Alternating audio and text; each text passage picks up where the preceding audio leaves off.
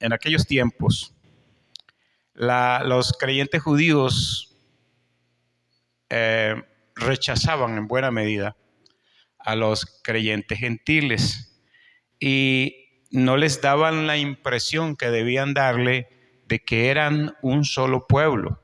Parece que no lo entendían como debieran haberlo entendido. Entonces Pablo tiene la preocupación de que ellos entiendan que son bendecidos, como les hablaba el domingo. Son bendecidos igual que los otros, que Dios los ha querido reunir en un solo pueblo y que ya no son extranjeros ni advenedizos, sino miembros de la familia de Dios, los cuales ha Él reunido en Cristo Jesús.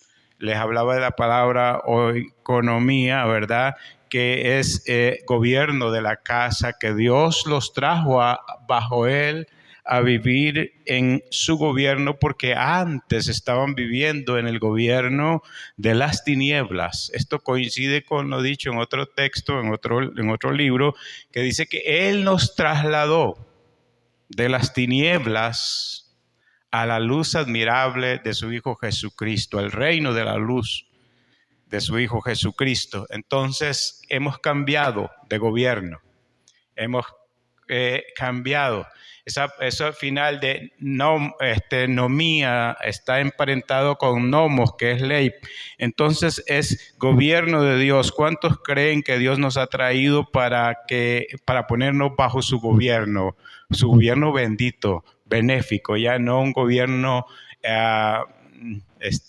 perverso como el de Satanás, ¿verdad? Dicho esto, entonces vamos a ir leyendo de a poco el verso, los primeros versos del capítulo 2, y comienza diciendo de esta manera. Por favor. Y Él os dio vida a vosotros, cuando estabais muertos en vuestros delitos y pecados, en los cuales anduvisteis en otro tiempo, siguiendo la corriente de este mundo, conforme al príncipe de la potestad del aire, el espíritu que ahora opera en los hijos de desobediencia, entre los cuales también todos nosotros vivimos en otro tiempo, en los deseos de nuestra carne, haciendo la voluntad de la carne y de los pensamientos, y éramos por naturaleza hijos de ira, lo mismo que los demás. Paremos ahí momentáneamente. Lo que continúa diciendo a partir del capítulo 2, entiéndase que normalmente en la Biblia, a como estaban escritos originalmente los textos, no hay una división de versículos y capítulos, ni mucho menos una titulación intermedia de que especifica que trata de esto, que trata de lo otro. En realidad era un solo guión, por decirlo de alguna manera, y no podemos separar entonces lo dicho en el capítulo 1 del capítulo 2. En realidad esas divisiones se hicieron para facilitar el estudio y la comprensión de quienes leyeran la Biblia en su idioma. Pero entonces en este sentido, Pablo continúa hablándole de una realidad que quiere que entiendan, y en este caso concretamente es que teníamos los creyentes y los efesios también, por cierto, obviamente, una condición de muerte antes de venir a Cristo Jesús, o que Cristo Jesús, más correctamente dicho, viniese a nuestros corazones. Teníamos una condición de muerte. Esa era nuestra naturaleza, esa era nuestra condición, y lo que ello conlleva, que por supuesto es condenación, es perdición eterna. Esa era nuestra condición y nuestro destino. Por tanto, ¿verdad?, era una separación de Dios cada vez mayor hasta estar plenamente y totalmente lejos, separados de Él en no solo las tinieblas, sino en el infierno, finalmente.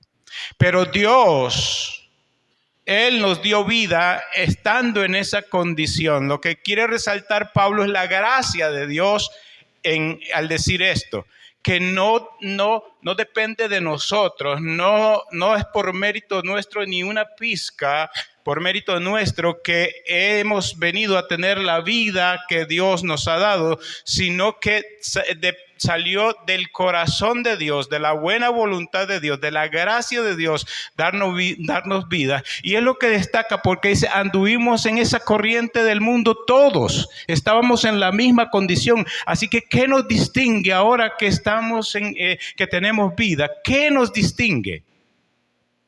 La gracia de Dios.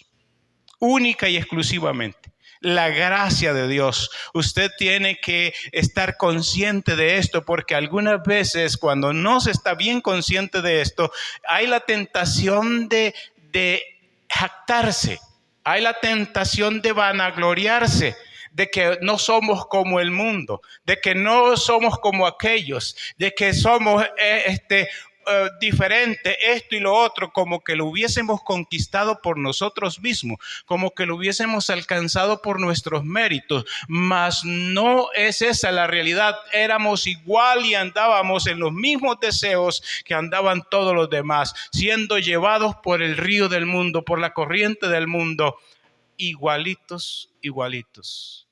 Así que, ¿cuál es la diferencia hoy? La gracia de Dios en Cristo Jesús a favor nuestro. Eso tiene que quedar claro, y es lo que Pablo quiere poner en sus mentes y sus corazones. Dice, entre los cuales, dice el verso 3, entre los cuales también todos nosotros, se incluye el apóstol Pablo, un hombre que cumplía la ley, un hombre piadoso, y sin embargo, él sabe que era parte de lo mismo, porque era una espiritualidad muerta la que tenía, porque él pensaba que podía agradar a Dios por sí mismo, mas se dio cuenta que eso es imposible sin una regeneración de vida, la cual solo nos da Dios en Cristo Jesús. Anduvimos todos nosotros, dice él, en los deseos de nuestra carne, haciendo ¿qué? La voluntad ¿de qué? ¿Se acuerda que le dije que esta palabra voluntad es algo deseado, algo que se disfruta, algo que se saborea? O sea, que lo que quiero decir con esto es que nuestro deleite estaba en pecar. Estaba en vivir para nosotros mismos. Y ojo, yo quiero hacer aquí una aclaración, porque cuando hablamos de pecados, muchos de una vez piensan adulterio, hurto, robo, asesinato, etcétera, etcétera. Piensan en eso. ¿Sabe qué? Pecado es mucho más que eso. Es vivir ajeno a la voluntad de Dios, ajeno a Dios. Es vivir nuestra vida como a nosotros nos parece vivir, por nosotros mismos y para nuestros deleites, sin importar que sean legítimos esos deleites. Es ignorar a Dios. De hecho, la palabra pecado tiene la connotación de errar el blanco. Errar el blanco es no ir hacia el propósito por el cual Dios nos creó. ¿Y por qué propósito nos creó?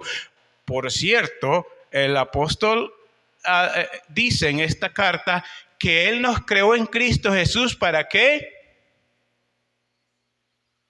¿Para qué nos creó? Después de que más adelante lo dice. Después del verso 9. Lo dice de este capítulo.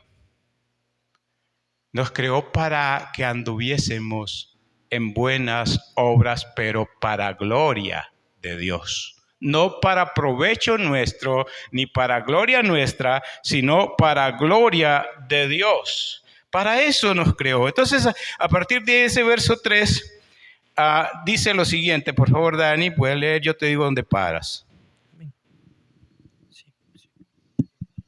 Verso 4. Sí. Bueno, voy. Pero Dios, que es rico en misericordia, por su gran amor con que nos amó. Estábamos en una condición de muerte. meritoriamente dignos de condenación, dignos del infierno. Esa era nuestra condición. ¿Qué hizo entonces la diferencia? Pero Dios, ese pero introduce un cambio. Y ese cambio está en Dios. Dice, pero Dios, que es rico, no solo dice que es misericordioso. ¿Cuántos tienen plata hoy? Aquí. Yo tengo. Vean lo que tengo. El otro día mi esposa me pidió que le diera plata para comprar un esclavo y yo no tenía ni un 5. Ahora tengo 50 colones, 2 monedas de 25. Nadie puede decir que no tengo plata, ¿cierto? ¿Cierto? Pero muy posiblemente aquí anda uno que tiene mucho más que yo. O una. ¿Por qué no una dama, una hermana? Así que esto es tener. Pero ser rico es otra cosa. Ser rico es otra cosa. Y para que yo pueda hacer algo en este mundo con lo que la plata hace, yo no solo necesito tener esto, necesito ser rico. Mira que me estoy enamorando de de mi esposa estoy enamorado, ¿verdad? Pero me estoy enamorando de un carro ahí chino. ¿Ah? Ahí hay un tal Maxus, de 7 pasajeros, que lo veo tan lindo yo. Pero sabe, si me lo quisiera comprar, necesito muchísimo más que esto. Bueno, Dios, la misericordia de Dios es lo mejor que le puede ocurrir al ser humano. El rey David dice, tu misericordia, dice él. Mire el valor que tiene en el que la entiende, es mejor que la vida. Tu misericordia es mejor que la vida. ¿Y sabe qué es lo importante de eso? Que Dios tiene misericordia, pero ¿sabe qué es todavía más importante? Que Él es rico en misericordia. Es rico en misericordia. Toda la que usted pueda necesitar, toda la que pueda usted desear, está en Dios. Él no es escaso en misericordia, sino que es rico en misericordia. El salmista David sabe esto porque él había pecado gravemente y estaba en problemas seriosísimos por su pecado, pero él dice, mi pecado te confesé, mi pecado te declaré y tú fuiste amplio en perdonarme. Bienaventurado a quien Dios no inculpa de pecado. Tú fuiste amplio en perdonarme. Solo necesitó el arrepentimiento del corazón para poder acceder al perdón de Dios en abundancia, amplitud, no escasamente. No es como cuando usted le hizo algo al cónyuge, ¿verdad? Sea que usted es varón o es mujer, al que corresponda, ¿verdad? Y te perdono, pero ay, ándate con caites de lata.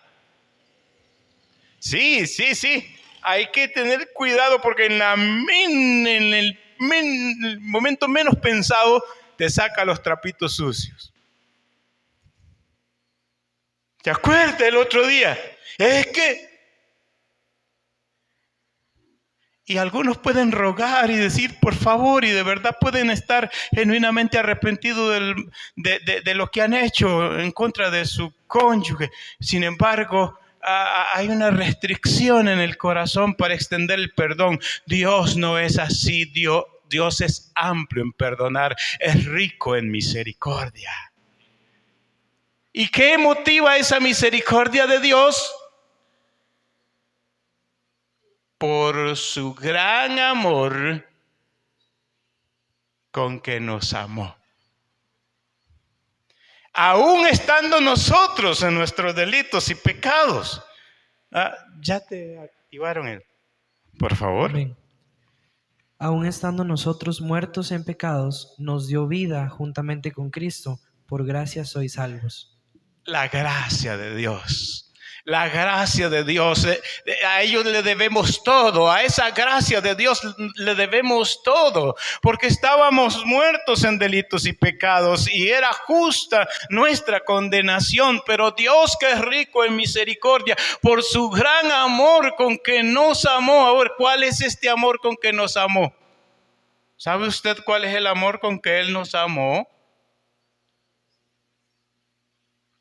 Si usted entiende esta verdad, usted tiene la certeza, la confianza plena en su corazón de que en Dios su alma está segura, su espíritu está segura, su salvación está segura, su bendición está segura, porque es este amor con que nos amó la causa de nuestra seguridad, de nuestra bendición, de todas las bendiciones que las misericordias de Dios, que son nuevas cada mañana, pueden traer sobre nosotros y sobre los nuestros.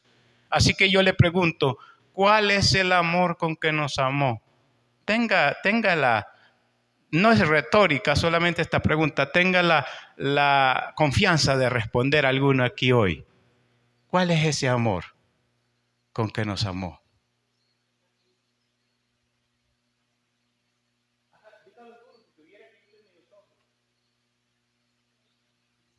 Fue Juanita. Dígalo. Bendito sea el amor de Dios. Bendita su misericordia, porque de tal manera amó Dios al mundo que dio a su Hijo unigénito, para que todo aquel que en Él cree no se pierda, mas tenga vida eterna. Por su gran amor con que nos amó, el apóstol Pablo, que entiende bien esta verdad, en el capítulo 8 de Romanos, usa una frase, dice. Algunos dirían hoy modernamente, tira un facto.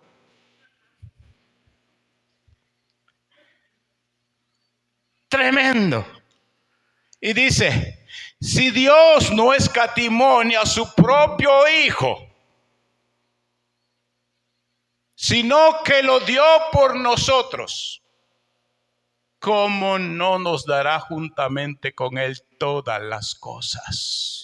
La garantía firme de la misericordia de Dios, de la gracia de Dios sobre nosotros, es el acto de sacrificio de Cristo Jesús en favor nuestro para salvarnos de nuestros pecados. Esa es la garantía de su gracia sobre nosotros. Podemos descansar cada que vemos a la cruz, y deberíamos ver a la cruz todo el tiempo, porque de ella, del Cristo de la cruz, depende nuestra vida. Dios nos dio vida cuando estábamos muertos en delitos y pecados, por su gran amor con que nos amó. ¿Cuál fue el último verso que leímos? Repítalo. Aun estando nosotros muertos en pecados, nos dio vida juntamente con Cristo. Por gracia sois salvos. Por gracia. Por gracia. Digo a la hora para que no haya ninguna jactancia, pero sí gratitud profunda en su corazón. Dígalo ahora. Por gracia soy salvo. Por gracia soy salvo, porque Jesucristo murió en mi lugar por el gran amor de Dios para conmigo. Mire, yo no sé, saben que yo nunca he estado muy de acuerdo con eso. Sí sé que algunas veces es importante hacerlo, pero no he estado muy de acuerdo con eso de que se le ministre una y otra vez a la gente que liberación, que sanidad interior. Y eso algunas veces es importante, pero una y otra vez sobre lo mismo, no. A menos de que la medicina no sea eficaz y sea solo un placebo.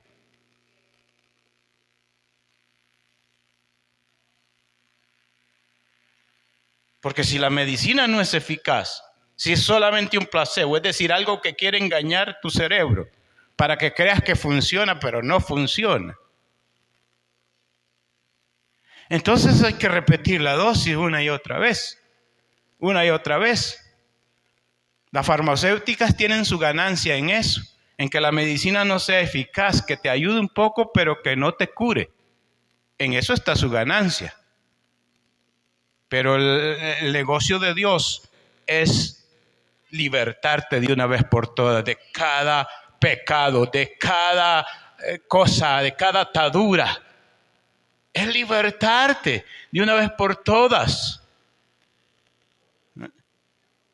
Entonces, esa gracia de Dios es eficaz para que nosotros no tengamos que padecer por falta de amor, porque ¿sabe cuál es el mayor? Y este es el punto que quería destacar, que tal vez me estaba perdiendo un poquitito estaba desencarrilando un poco de lo que quería decirle, pero es que algunos sufren en esta vida por falta de amor.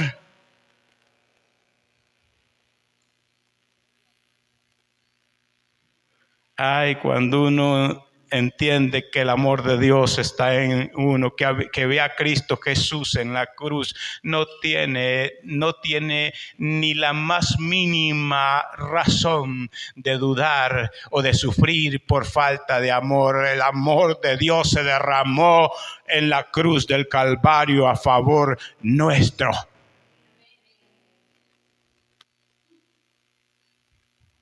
Y a veces, cierto, uno tiene ciertas necesidades interiores, pero aún Dios las llena, que no ese es el fin. El fin último, el fin primordial del amor de Dios es darnos vida y vida abundante. Pero en esa vida abundante está implícito muchas veces el rescatarnos de ciertas miserias actuales. Y a veces tenemos necesidades interiores, pero por falta de entender que Él es la fuente del amor y que en la cruz está testificado de manera irrefutable de que Dios tiene buena voluntad para conmigo, para suplir todas las cosas que me falten conforme a sus riquezas en gloria. Así que si aún en algunas áreas tienes necesidad y entiendes esto y te dejas en las manos de Dios y le dices a Dios, tengo esta necesidad, de seguro Él se manifestará a favor de ti, porque si no nos negó a su Hijo, ¿cómo te va a negar otra cosa mucho menor? ¿O qué hay mayor que Cristo Jesús para el corazón del Padre? ¿Qué? ¿Hay alguna cosa mayor, de mayor valor para Él? Y si la dio para ti. Un día yo quería tener necesidades de cariño de un padre. Mi padre nunca estuvo para mí. Y yo sentía que tenía cierta necesidad de experimentar algo tan simple que tal vez usted se va a reír. Yo me deleitaba torturando a mis hijos y al menor más, porque al que menos le gustaba y lo torturaba más. Yo no he sido muy bueno para rasurarme la barba cada nada, porque nunca aprendí a rasurarme, en buena medida porque no tenía un padre para seguir su ejemplo, ver lo que se estaba rasurando a diario por ahí. Y yo no aprendí a quitarme la barba a diario. ¿Y sabe cómo aprendí? Y hasta el día de hoy así lo hago, en seco. Yo no me pongo jabón o crema, me han regalado y hasta he comprado. Y me parece una cosa rara, no puedo ir con la cuchilla en seco y sin espejo. Entonces me irrita la piel. Y claro, no quiero cada día estar haciendo eso. Además no aguantaría mi piel cada día. Así que yo me rasuro 1 o 2 veces por semana. A lo sumo 2 veces. Pero sabe entonces que y yo llegaba y le daba besos a mis niños y les pasaba la barba dura y les raspaba. Y se quejaban. Aarón era el que sufría más la cosa. Y un día yo le dije al Señor, qué raro, me parece extraño que yo disfruto hacerle esto a mis hijos y ellos no lo disfrutan. ¿Qué es el asunto entonces? ¿Qué es el asunto mío? Si no les está causando gracia a ellos, ¿cuál es entonces el asunto? Y me percaté, era una necesidad mía. Era una necesidad mía. Yo anhelaba en mi interior, sin saberlo, que me hubiese besado y me hubiese raspado con su barba mi padre. Y cuando fui consciente de eso, dije, pero hombre, tan sencillo como decirle, Señor, encárgate, Dios mío, tú ahora eres mi padre. ¿Mm? Y si me diste a tu hijo, ¿qué no me darás? Si tu palabra dice, ¿cómo no nos dará Él todas las cosas? ¿Eh? Cuando es una verdadera necesidad, ¿verdad? No para gastar, dice la Escritura, porque a veces pedimos y no recibimos porque pedimos mal, para gastar en nuestros deleites. ¿Ah? Y sabe que un día en un retiro, un encuentro le llamábamos. Éramos nosotros hasta fanáticos de hacer, hacíamos como 20, hacíamos, no exagero, a veces hacíamos hasta más de un encuentro por mes. Con todo el esfuerzo que lleva eso. Y un día yo estoy ahí en un encuentro y de repente viene un viejito ahí. Ni siquiera estábamos en el momento de que hay una plenaria que trata de eso, ¿verdad? Y cuando viene y me dice, es que yo vengo porque el Señor me está mandando donde usted. Y le digo, Y me dice, es que me dijo que le diera un beso y que le pasara mi barba a usted como porque usted necesita eso. Y vino el viejito y me besó y me raspó con su barba. Se me quitó el deseo de hacerle eso a mis hijos. Bendito ese viejito, debería decir Aarón. El caso es que quiero dejar bien claro que la gracia de Dios es tan profunda y tiene tantos ángulos, tanto que no podemos ni siquiera comprenderlo, y debemos saber, debemos estar confiados que estamos seguros en esa gracia de Dios, que Él tiene cuidado de nosotros y que Él ha decidido bendecirnos por su buena voluntad, por el afecto de su buena voluntad, no porque nos lo merezcamos, porque algunas veces creemos que porque estamos andando de cierta tal manera tenemos derecho. Tú no te puedes ganar el afecto de Dios. Él decidió dártelo cuando no lo merecías. Por gracia somos salvos por medio de Jesucristo. Continuamos, por favor. Amén. Y juntamente con Él nos resucitó, y asimismo nos hizo sentar en los lugares celestiales con Cristo Jesús, para mostrar en los siglos venideros las abundantes riquezas de su gracia en su bondad para con nosotros en Cristo Jesús. Ok. Y bueno, no fue solo como decir, hey, tú, harapiento, ven y ya que estás hambriento, muerto de hambre, ven a comer a mi casa, pero quédate allá afuerita. Quiero confesar una cosa de la que me avergüenzo, pero de la que no puedo salir, lo confieso. Yo me conduelo de ver la necesidad de los indigentes. Y si puedo alimentarlos, los alimento. Pero un tanto de larguito. Porque a veces No puedo, no sé de dónde adquirí eso. No es algo que yo quiera en mi mente, pero se me retuerce todo por dentro, se me hace un puño y se me anudan todas las tripas cuando siento ciertos olores. No lo quiero sentado en el mismo lugar que yo me siento, y lo digo con vergüenza, pero es verdad. ¿Pero por qué lo digo? Para que se entienda la diferencia entre Dios y nuestro amor. Él no solo nos amó cuando estábamos muertos en delitos y pecados. Él no solo nos salvó por medio de Jesucristo, sino que nos trajo a Él y nos hizo sentar en los lugares celestiales juntamente con Cristo.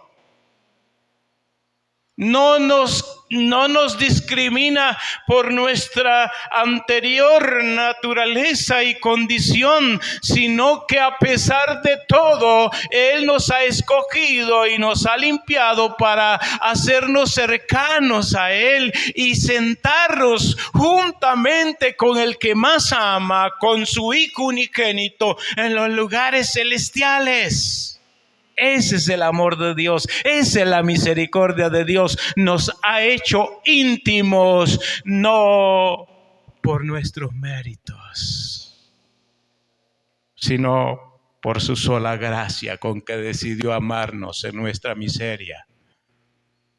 Si usted no se considera dichoso entendiendo esto, de seguro usted no tiene conciencia. Porque no hay nada más que pueda dársenos que nos haga dichosos que la gracia de Dios en Cristo Jesús. Nos hizo sentar. ¿Para qué? Y este es el punto donde yo creo que somos deudores y tenemos la cuenta atrasada.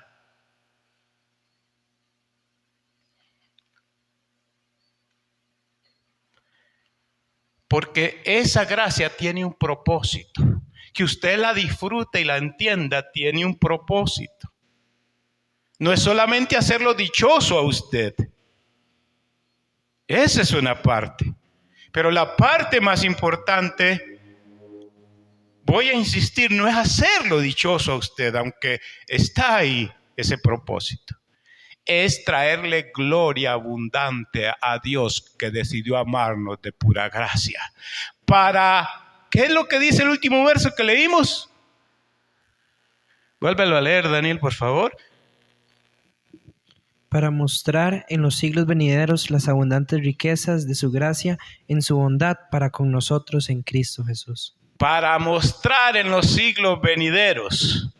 Para mostrar en los siglos venideros la abundante riqueza de su gracia para con nosotros.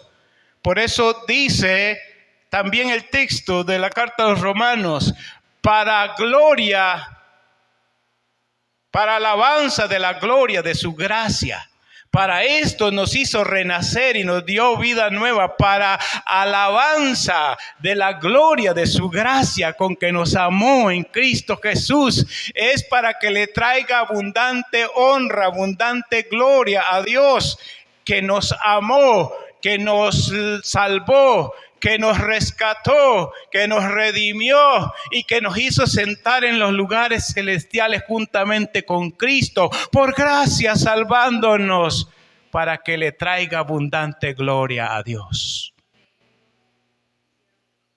Y esta gloria, esta alabanza debe ir de gloria en gloria. No es que hoy que llevo 30 años de creyente, yo le alabo menos. Hoy debería alabarle más. Y hoy deberíamos saber más y más y más cada vez, como un mar poderoso, como un océano poderoso, un océano de creyentes salvos, cantando gloria a Dios y viviendo con gratitud y glorificando a Dios por su gracia con que Él nos amó en Cristo Jesús. Para alabanza de su gloria, para alabanza de las riquezas, para gloria de las riquezas de su gracia. en los siglos venideros, dice. O sea, la iglesia está llamada permanentemente, los creyentes, a glorificar a Dios por su gracia. A glorificar a Dios por su gracia. La pregunta es, ¿usted de verdad lo está glorificando por su gracia? ¿Acaso sus vecinos saben que usted vive agradecido con Dios? ¿Acaso sus vecinos y su familia sabe que usted vive interiormente dichoso y extremadamente, profundamente agradecido con Dios por su gracia? Como algunos dicen, me temo que tal vez ni usted mismo se dice a usted mismo.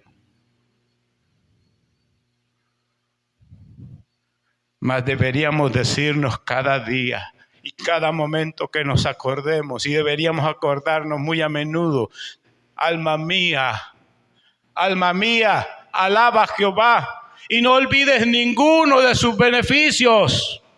Él es el que te rescata, el que te saca de la ciena, del hoyo, el que rescata tu alma, el que perdona todas tus iniquidades.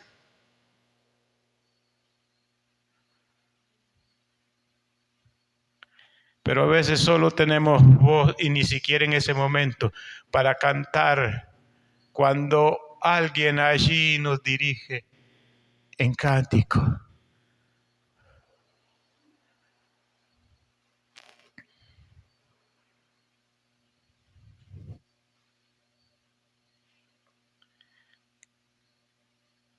Mas deberíamos hacer nuestro el cántico diario y continuo.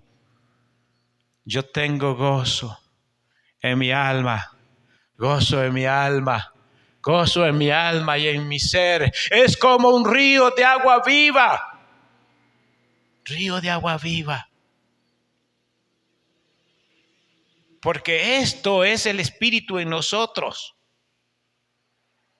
Nos trae la conciencia profunda de la gracia de Dios para que haya un corazón que pueda impulsar a abrir su boca y cantar cántico nuevo todos los días a aquel que lo rescató a precio de la sangre de su Hijo amado, Jesucristo.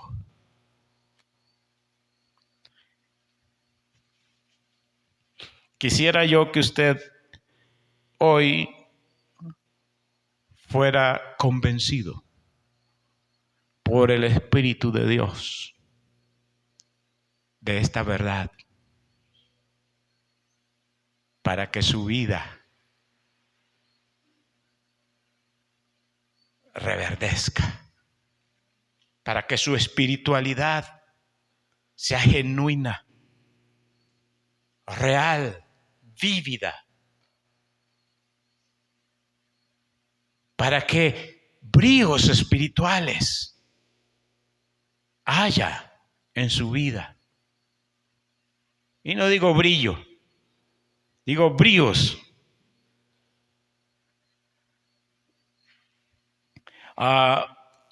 Seguimos, por favor.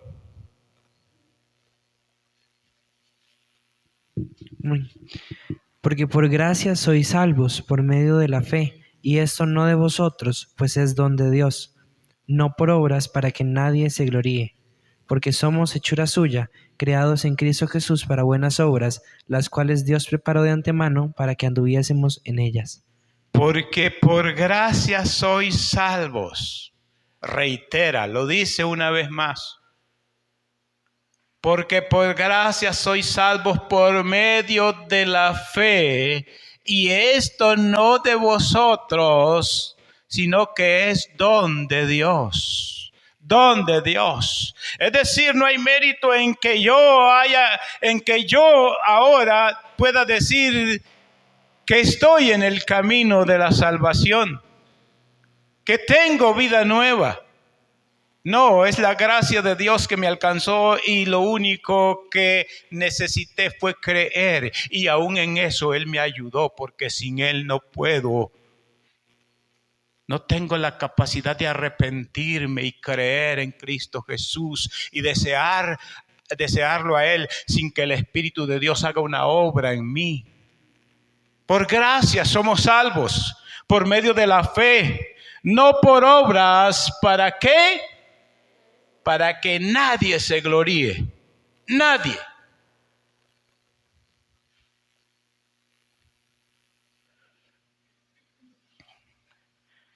Y esto lleva al apóstol Pablo a hablar de un asunto que ha sido muy mal interpretado en la iglesia por los siglos.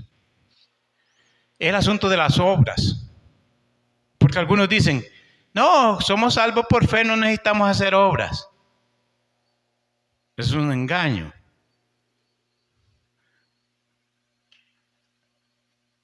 Lo que no deberías hacer es obras para ser salvo, porque no puedes ser salvo por las obras.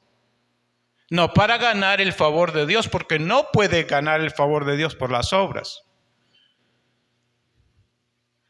Sino porque ese es el perfecto plan de Dios para aquellos a los que ha salvado por gracia en Cristo Jesús.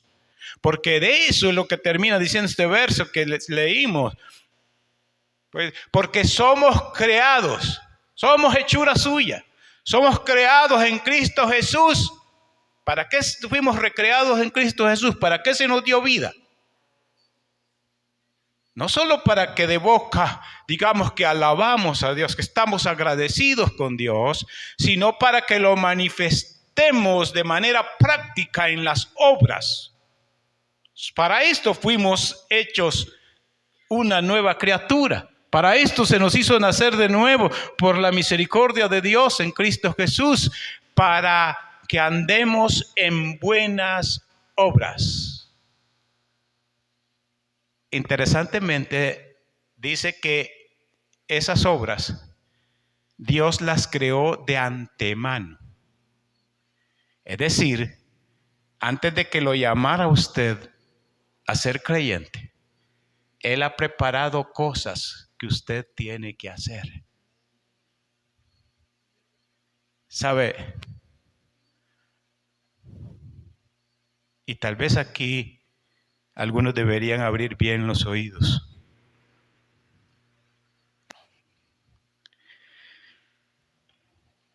Tal vez a usted su madre lo abandonó y lo trató mal, para que hoy pueda dar frutos de perdón. A veces no identificamos las obras que Dios preparó para nosotros. Tal vez a usted fueron desleales con usted y lo traicionaron.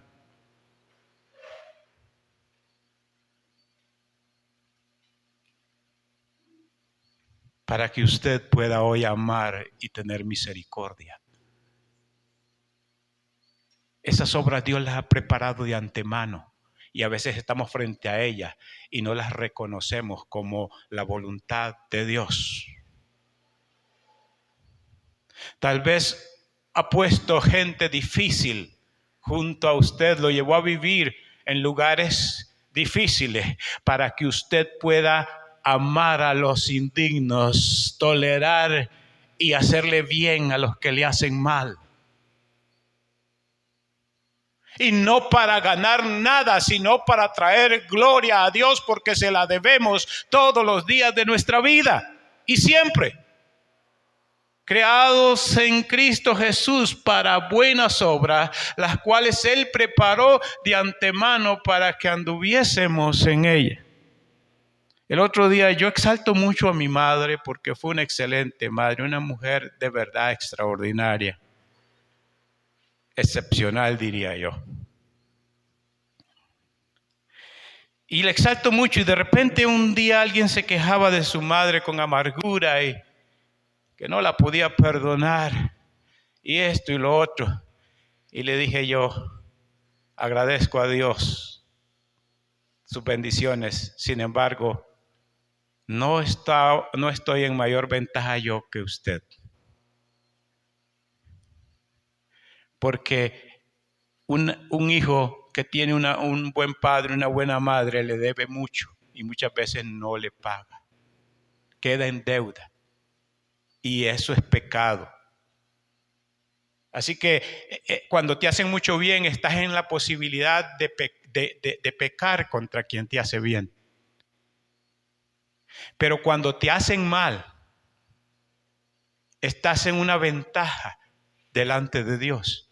Estás en la posibilidad de perdonar y mostrar el amor de Dios, dar fruto espiritual de buenas obras que Dios preparó de antemano para que anduviésemos en ella. Así que yo doy gracias a Dios por mi madre, que fue una excelente madre, pero doy gracias a Dios por mi padre, que fue un muy mal padre. De una me beneficié y le devolví algo de lo que le debía, y al otro le di lo que no merecía, porque esa es la voluntad de Dios. Porque esa es la voluntad de Dios. Mientras algún hermano mío dijo alguna vez, con tristeza lo digo, que se muere ese viejo, yo dije que no viva en la miseria que vive. Está en una casita cayéndose. Vive en una cama que parece el nido de un perro abandonado. No puedo soportarlo. Vendré, no importa dónde, yo conseguiré los recursos. Si no me quieren ayudar, vendré. Aunque mi salud no es buena, vendré. Y le haré una casita. No porque hubiese hecho algo bueno conmigo, sino porque Dios lo puso ahí para que yo lo amase, a pesar de todo. Esas son las realidades que a veces estamos cegados y no vemos. Pero Dios preparó de antemano buenas obras para que anduviésemos en ellas. Y eso significa no buenas cosas según su manera humana de ver, sino según esa manera humana, malas cosas. Mas a los que aman a Dios, yo no puedo encontrar motivos de maldición en nada de lo que en este mundo yo puedo enfrentar. Ningún hijo de Dios que entiende estas verdades puede encontrar algo de qué quejarse y amargarse, porque todas las cosas Dios las creó para nuestra bendición, las buenas y las malas, porque a los que aman a Dios, todas las cosas les ayudan a bien. Así que deje de quejarse. El apóstol Pablo quiere que entiendan que no deben preocuparse por agradar a Dios por las buenas obras, que deben hacer las buenas obras, porque esta es la voluntad de Dios. ¿Quién tiene aquí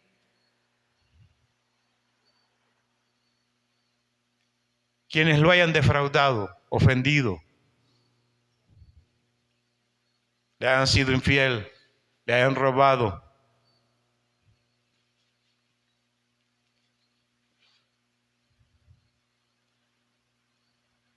Lo hayan desechado, lo hayan calumniado? Déjeme decirle, hay obras delante de usted para que usted haga buenas obras. Dios las preparó de antemano. Deje de quejarse. Dele gloria a Dios. Entienda que la gracia de Dios lo lleva a eso. Y lo ayudará. Porque a veces es difícil, ciertamente es difícil enfrentar ese tipo de cosas. Pero para esto está el Espíritu de Dios, para ayudar a nuestras debilidades. Lo que hay que hacer es querer hacer la voluntad de Dios. No es poder lo que Dios nos pide, es querer. Y aún en eso Él pone en nuestro corazón cuando con humildad le decimos, ayúdame Dios. Porque la Escritura dice que Él es el mismo que pone en nosotros tanto el querer. Pero algunos de repente dicen, muy en lo recóndito de su alma, dicen de repente, mejor no le digo que me dé el querer, porque me siento cómodo con no querer. No puedo, es que no puedo. ¿Sabe qué? Dios no le preguntó a usted si podía, sino que lo hiciese. Y Él le da el poder para hacerlo. Cuando usted dice, sí, Señor, sí, Señor. ¿Cierto? ¿Qué hora es? Ya me sacaron la tarjeta, pero yo a veces desconfío de esas tarjetas, entonces. Bien, amado hermano, vamos a parar aquí. Hemos quedado en el verso